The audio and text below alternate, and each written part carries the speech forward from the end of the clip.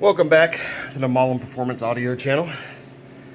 I've been doing some work around the shop, and I told you guys I'd have a video for you.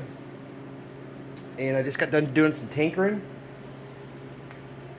I think I'm done for the night, so I want to show you what I've been working on.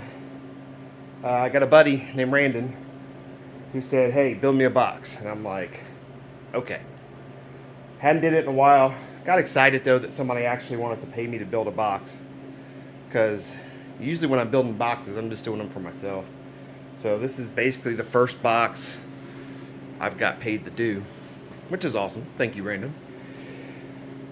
He has two Skar SVR 12 D2s, and he's going to put them on two of the Skar 1500 watt, I don't remember, RPs or whatever the amps are. So I measured out his car. He's got a Chrysler 300. And where he wanted to put them, he has like a hatch for the floor. And he has an air ride for the car underneath it. So we had to stay within a certain size.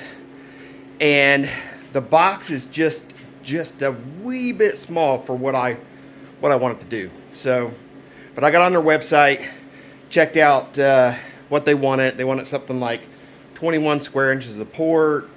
They wanted 1.75 to 2 for ported.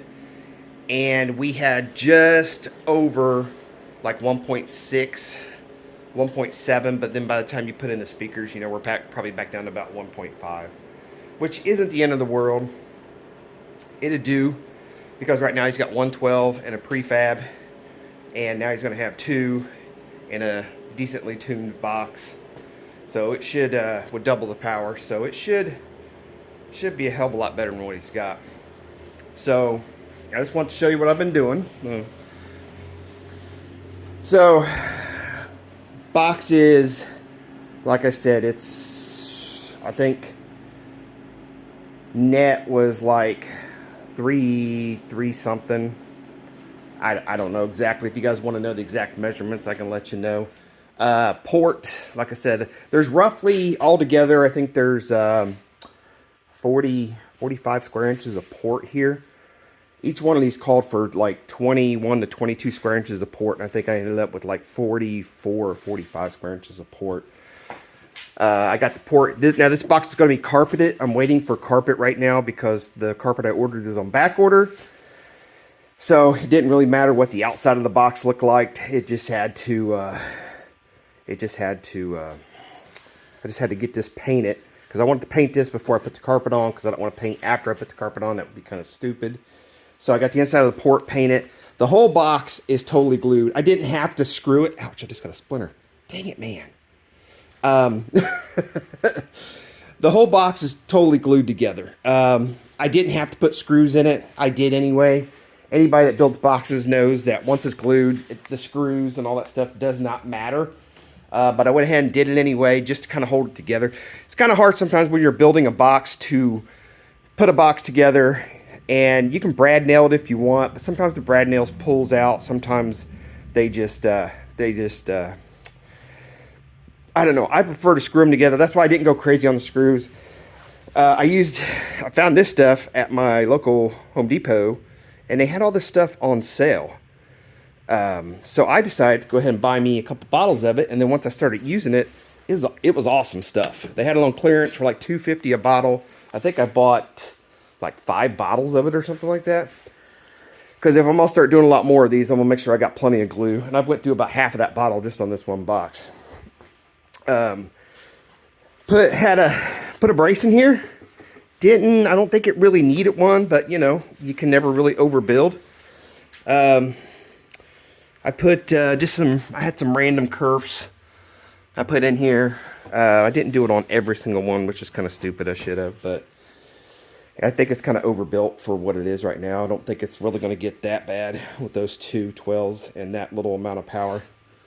Oh God, I'm a big baby, man. That splinter hurt. It's right in my finger. Ouch. So I'm going to do the old nut and bolt trick for the speakers to come out the back. I'm going to do the connectors and nut and bolt, which is, I think, probably the best way to do connections, personally. Here is the... He just handed me the box, hadn't been opened yet. Here you go. I said, okay. And then I want to show you guys my kind of janky ghetto jig here. So this is my, I had some red plastic over in the corner and I didn't have anything to make circles with. So I kind of, a little bit of country, a little bit of ghetto. That is me. And I kind of just made this template. I had different screw positions for different size holes.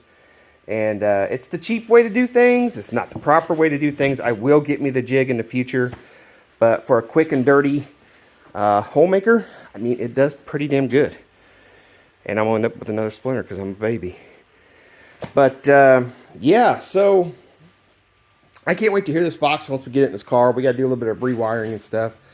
I'll point him in the right direction on how we're going to have to do this.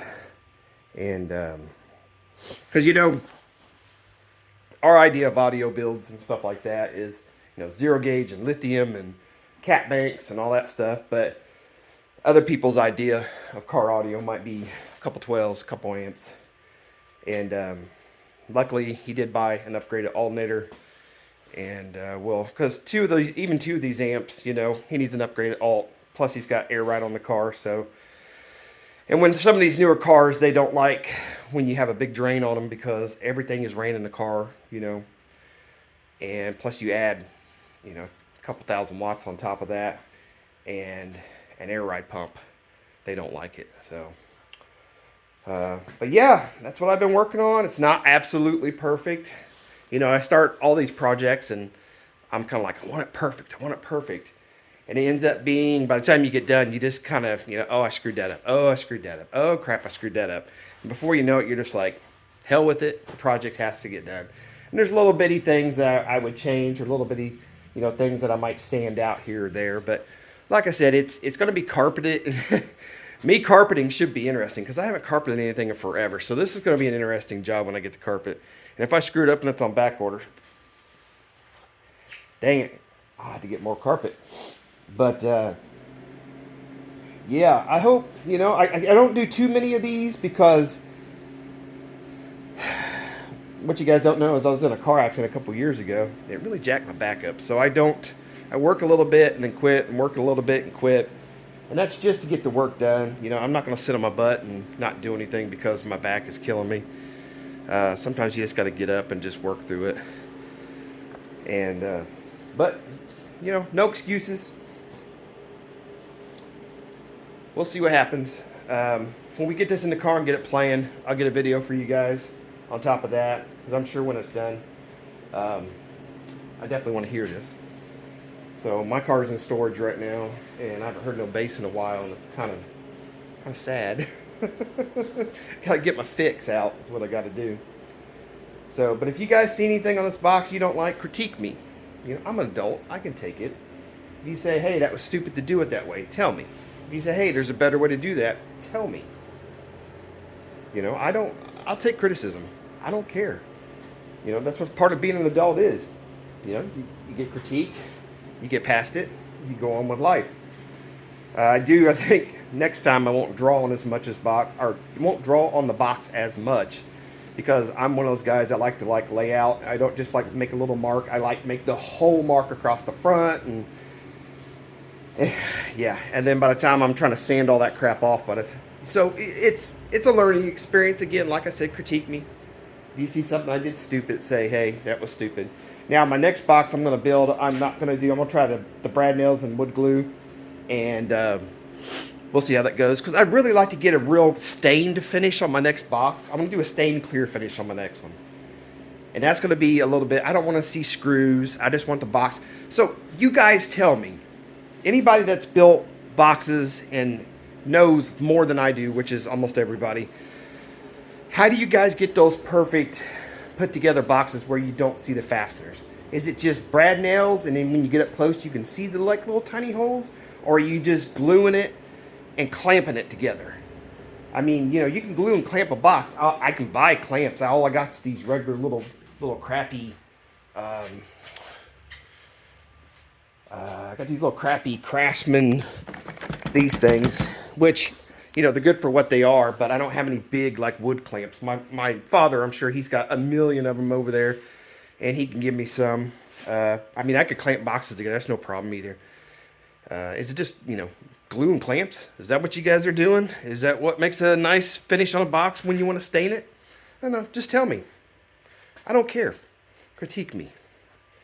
Call me an idiot. I don't really care. Changes nothing at the end of the day. All right, guys, I'm going off on a tangent. I'm going to go dig this splinter out of my finger. I'm going to quit being a baby. I'm going to sit down because my back is hurting. You guys have a good night.